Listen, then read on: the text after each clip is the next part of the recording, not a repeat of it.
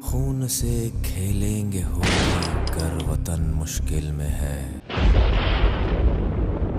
सरफरोशी की तमन्ना अब हमारे दिल में है।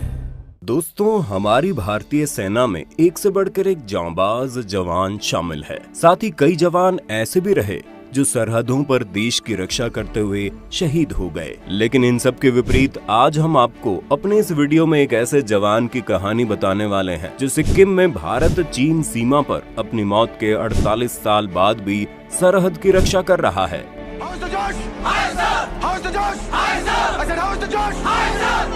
आपको सुनने में थोड़ा अजीब जरूर लगेगा, लेकिन आर्मी के साथ साथ वहाँ के लोगों का भी ऐसा ही मानना है और दूर दूर से लोग यहाँ उनकी पूजा करने आते हैं। यही नहीं, इस सैनिक ने मरने के बाद भी अपनी नौकरी जारी रखी। फिलहाल ये सैनिक अब रिटायर हो चुका है। हम अपनी वीडियो में आगे बढ़े उससे पहले हम आपको बता दें, हम हमारे मिस्टिका फैमिली के लिए लेकर आए हैं एक मजेदार कॉन्टेस्ट। अब हम आपके लिए बनाएंगे आपका मनपसंद कंटेंट।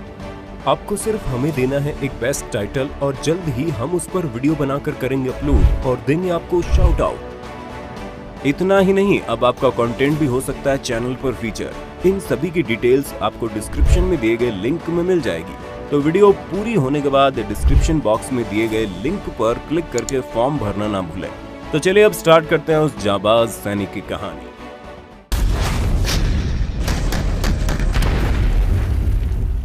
भारत चीन की सीमा की कठोर ऊंचाइयों पर भारतीय सेना हमेशा बेफिक्री के साथ तैनात रहती है। चीन की चतुराई के बावजूद सैनिक सरहद की सुरक्षा को लेकर हमेशा आश्वस्त रहते हैं। लाख मुश्किलें आए, लेकिन यहाँ कोई भारतीय सेना का बाल भी बांका नहीं कर सकता, क्योंकि यहाँ सैकड़ों सैनिकों के साथ एक ऐसा सैनिक भी तैनात है जो दिखता नहीं पर यहाँ मौजूद है। जी हाँ, हम बात कर रहे हैं बाबा हरभजन सिंह की। हरभजन सिंह का जन्म 30 अगस्त 1946 को गुजरांवाला, जो कि अब पाकिस्तान में है, वहां हुआ था। सेना के रिकॉर्ड के मुताबिक हरभजन सिंह 1966 में पंजाब रेजिमेंट में एक आम सिपाही के तौर पर शामिल हुए थे। कुछ समय बाद उनकी तैनाती नाथू ला में हुई और वहीं एक हादसे में उनकी मृत्यु हो गई। ऐसा कहा जाता है कि ये हादसा तब हुआ जब वो घोड़ों के काफिले को तुकुला से डोंगचुई ला ले जा रहे थे। तभी वो वहां फिसल कर एक नाले में गिर गए। पानी की तेज धारा में उनका शरीर बहकर घटना स्थल से 2 किलोमीटर दूर जा पहुंचा। उनके शरीर को ढूंढने की काफी कोशिश की गई। उस दिन काफी बर्फबारी भी हुई, लेकिन फिर भी शरीर का कुछ पता नहीं चला। सेना को लगा कि हरभजन अपनी ड्यूटी से बचने के लिए भाग गए हैं, लेकिन कुछ समय बाद एक रात वो अपने साथी के सपने में आए और उन्होंने अपने उस साथी को बताया उनका शरीर कहाँ पड़ा है। सुबह होते ही जब सैनिकों ने तलाश की तो हरभजन सिंह का शव और राइफल वहीं से बरामद हुए, जहां उन्होंने सपने में बताया था। सेना से हरभजन सिंह को भगोड़ा मारने की गलती हो गई थी, इसलिए उन्होंने अपनी इस भूल को सुधारा और उनका अंतिम संस्कार पूरे सम्मान के साथ किया। कुछ समय बीता और कुछ समय बाद ही हरभजन अपनी टुकड़ी के एक सैनिक के सपने में फिर से आ गए और उन्होंने उससे कहा कि उनका शरीर गया है, लेकिन उनकी आत्मा अब भी ऑन ड्यूटी ही रहेगी।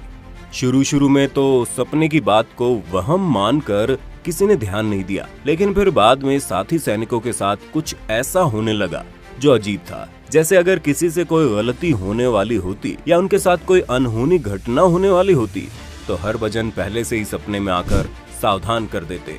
साथ ही वहाँ ड्यूटी कर रहे सैनिकों का मानना तो ये भी था कि सिक्किम की भयंकर ठंड में भी किसी सैनिक को झपकी नहीं लग सकती थी और अगर गलती से लग भी जाती तो उसे बाबा का थप्पड़ पड़ जाता था। हाँ, माफ कर दो बाबा जी, माफ कर दो, अब से ऐसी गलती नहीं होगी। सैनिकों को हमेशा ये एहसास होता था कि हरभजन सिंह हमेशा उनके साथ है। ऐसा नहीं है कि सिर्फ भारतीय सैनिकों को ही हरभजन सिंह के होने का एहसास हुआ हो, बल्कि कई चीनी सैनिक भी इस बात को मानते थे। चीन के कई सैनिकों ने भारतीय अधिकारियों से कहा था कि आपका एक सैनिक यहाँ घोड़े पर घूमता है, उसे वापस बुला लो। जब ये बात बड़े अधिकारियों तक पहुंची तो उन्होंने इस बात की तहकीकात की। इसके बाद ये मान लिया गया कि बर्फीले तूफानों के बीच जब सैनिक सीमा की रक्षा कर रहे हैं तब एक ऐसा सिपाही भी उनके बीच मौजूद होता था जो दिखाई नहीं देता था, क्योंकि वो आत्मा है। हरभजन सिंह सैनिकों के लिए बाबा हरभजन सिंह हो गए। इसके बाद वहीं खाली पड़े एक बंकर में उनका मंदिर बना दिया गया। उसमें उनकी वर्दी, जूते, बाबा का बिस्तर और बाकी का सभी जरूरी सामान रख दिया गया। सेना ने उन्हें ड्यूटी पर मुस्तैद सिपाही का दर्जा दिया। जो नियम सब सैनिकों पर लागू होते थे वो उन पर भी होने लगे। यहाँ तक कि तनख्वाह, छुट्टी से लेकर प्रमोशन तक बाबा के मंदिर का जिम्मा आर्मी ने अपने हाथों में ले लिया। उन्हें सुबह के नाश्ते से लेकर खाने तक सब कुछ परोसा जाने लगा। जैसे ही रात का समय होता मंदिर के दरवाजे बंद कर दिए जाते, क्योंकि ये बाबा की ड्यूटी का समय होता था। और कई दफा ऐसा हुआ जब सुबह सैनिक बंकर में आते तो देखते थे कि चादर तनी हुई नहीं है बल्कि उसमें सिलबट्टे हैं। वहाँ रखे जूतों में मिट्टी लगी होती थी। भारतीय सेना बाबा हरभजन को भारत चीन के बीच होने वाले हर फ्लैग मीटिंग में शामिल किया करती थी। उस मीटिंग में उनके नाम की खाली कुर्सी रखी जाती थी। बाबा हरभजन को उनकी छुट्टी पर गांव भी भेजा जाता था। इसके लिए ट्रेन में स्पेशल सीट रिजर्व की जाती थी और 3 सैनिकों के साथ उनका सारा सामान उनके गांव भेजा जाता था। जब उनकी छुट्टी के 2 महीने पूरे हो जाते तो फिर सैनिकों को वहां भेजकर उन्हें वापस सिक्किम बुला लिया जाता था। जिन 2 महीने बाबा छुट्टी पर रहते उस दरमियान पूरा बॉर्डर हाई अलर्ट पर रहता था, क्योंकि उस वक्त सैनिकों को बाबा की मदद नहीं मिल पाती थी। ऐसे में सीमा पर तैनात जवान हाई अलर्ट पर रहते थे। 2006 में बाबा को रिटायर कर दिया गया और उसके बाद कहा गया बाबा यहीं बंकर में रहते हैं और देश की सुरक्षा करते हैं। भारतीय सैनिकों में बाबा हरभजन से काफी आस्था जुड़ी है। भारतीय सेना के जवान अपनी ड्यूटी पर जाने के दौरान बाबा के मंदिर में मत्था टेकने जाते हैं। ऐसा माना जाता है कि बाबा हरभजन सिंह जेलेब दर्रे से लेकर नाथुला दर्रे तक भारतीय सीमा की रक्षा करते हैं। नाथुला में बाबा हरभजन की याद में 2 स्मृति स्थल बने हैं। इनमें से एक ओल्ड बाबा मंदिर जो ओल्ड सिल्क रोड पर बना है, जबकि दूसरा न्यू बाबा मंदिर कहलाता है। ये नाथुला में ही है लेकिन डोकलाम से नजदीक है। ये न्यू बाबा मंदिर डोकलाम से सिर्फ 4 किलोमीटर की दूरी पर है। दोस्तों, क्या आप भी इनके बारे में पहले से जानते थे? क्या आपने भी ये मंदिर देखा है? अगर हाँ तो अपने अनुभव हमारे साथ कमेंट बॉक्स में जरूर साझा करें।